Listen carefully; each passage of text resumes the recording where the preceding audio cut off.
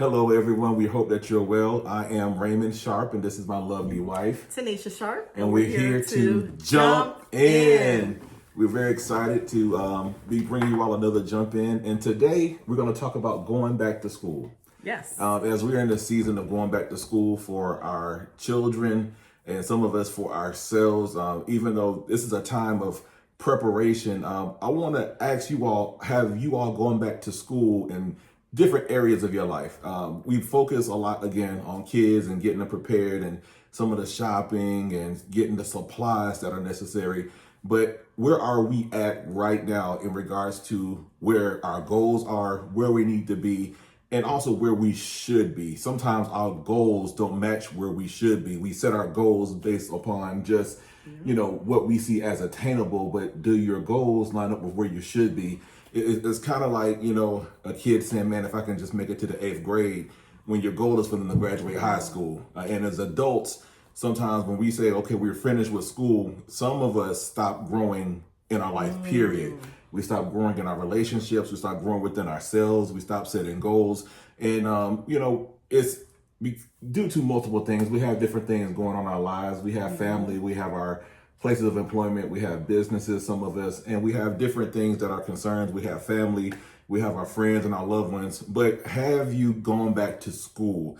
And we want to talk about that. We're going to take a moment to talk about going back to school in many different areas of our life. Yeah. So, I think when we stop growing, we stop evolving. And even when you deal with different relationships, people don't, it's nice to grow with someone. Absolutely. When you get in a relationship, you don't expect them to be the same person 5 years later, 10 years later. Like, you will hope that person themselves will want to evolve, that they will want to grow. And you got something you want to say? Yeah, I do. I just want to jump in real quick. I want to talk about, when we talk about people changing and evolving, I think some of their core values need to kind of be the same. Yeah, that's yes. As far as, okay, how I treat you, I should always come to you with a certain level of respect. Yes. I should always keep open communication. I should keep my relationship with God the forefront of my life. Those are, to me, core values. Those should get better.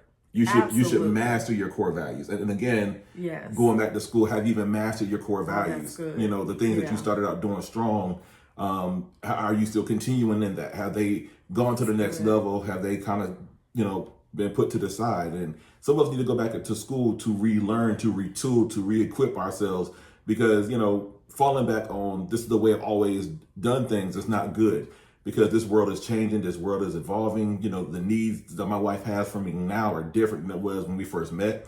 It was different than it was last year and even last month in some regard. So we have to, again, so going back, I just want to make, I know what you meant, but I want to make it clear to, some of the viewers who say, well, I can slack up, no, stay true to your core values. And if you have an issue with that, take some time to do some reflection and say, okay, how do I get back to that place where my core values are still the same? But as individuals, we should be maturing on how we view things. We should be maturing in our perspective. Our children need to see us mature. You don't want your children to mature past you, because it puts them in a position where they don't feel comfortable coming to you for advice or coming for you for guidance or insight, or seeing you as a place and seat of wisdom in that relationship as well.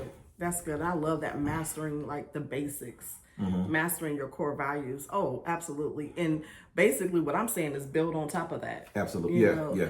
So thank you for bringing that, for clarifying that. Yeah, because we definitely want to master that first before we want to think about evolving into perfecting other areas of our life as well. But yeah, once you get the core values mastered, then you should want to grow and evolve and be better. And that's why it's so important too, being with someone that you trust. Because I know when you're sometime on the outside, certain things I just don't see. If I'm honest, I don't see. And so even when you would come to me and say, hey, honey, you might want to do this, or what if you did, give me little suggestions on how to do things different to maximize my time or whatever. And if you're not careful as a woman or a man, you can get defensive and want to look at that discussion as, oh, you just want to highlight, well, what about you? And you kind of put it on the back on the other person, where as that person is just trying to, improve you and, get the best out of you. And sometimes those conversations can go left when it's like, look, I'm just trying to make you better. And I feel like, even that, being, mentally, emotionally, like prepared to hear those things that will perfect you. So I don't know why sometimes we think we're perfected already. Like we have nothing wrong. And that's a dangerous place to be. It is. That's a place where I never want to be, because I always feel like there's more and there's other areas of growth. And so I appreciate when you come to me and you give me suggestions and, try to fine tune things that you feel like that can be changed a little bit. And I do the same for you. Absolutely. And I feel like that's a healthy relationship, like, because we want to grow together, and I want to see the best out of him as well as he wants to see from me. Absolutely. I think one of the issues, going back to what you were saying, as far as, I think that some people have forgot how to be students. We forgot how to like take a step back. And I think especially like the age that we are now, we're at the age where we are still considered young. Yes. In the eyes of some. Yes. We're considered older in the eyes of others. Yes. And we're like at that midpoint. Yeah, we are. Yeah, we're at that midpoint. So even within that, there's still wisdom that we can get from, the generation that came before us. And even still, there's things that we can learn from our children, because they have a completely different perspective. Yes. Especially like how technology is evolving, how to look at their generation, how to look at, the culture of their generation in regards to even how to reach them. And so, we definitely have to go back to school and say, well, we have to be, and my son checked me one time. He says, yeah, that's how those old timers think. And I said, whoa, man. But then he said, and of course we don't think we're old timers. No, we don't. But he also, one time he said that, that doesn't work in this generation. Yeah. This is how, this is a different approach. That I understand what you're saying. I get it. But this is another approach. And I'm like, okay, cool. And I think sometimes when you forget how to be a student, it's saying like, okay, this is the only way, or my way is the best way. And as things evolve, there are other ways to reach people. There are other ways of engaging and even promoting growth and how to connect with people. And there's a lot that we all can learn from each other, even within our marriage. There's things that we learn from each other because our backgrounds are similar in some regard, but they were so different. Yeah. And it's like, I'm like, why?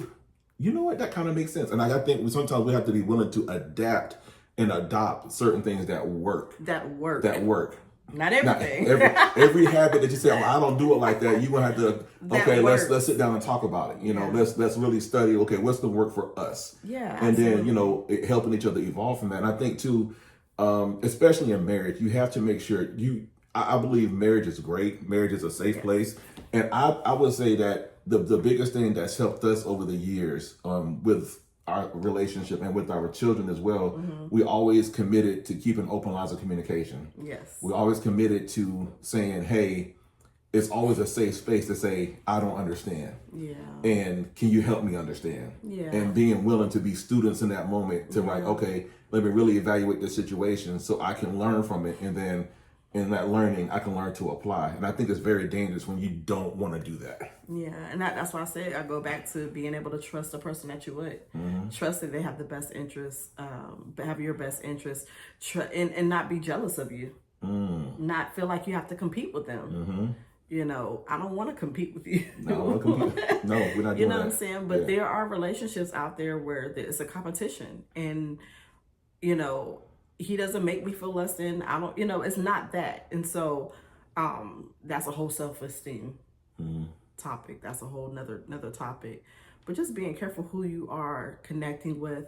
And but I think that's one of the best things about our relationship is that we help each other grow. Absolutely. Yeah. So would you say this is part one? This is part one. This is part one of our series. So join us for our next video on going back to school. Let's go back to school. Y'all take care.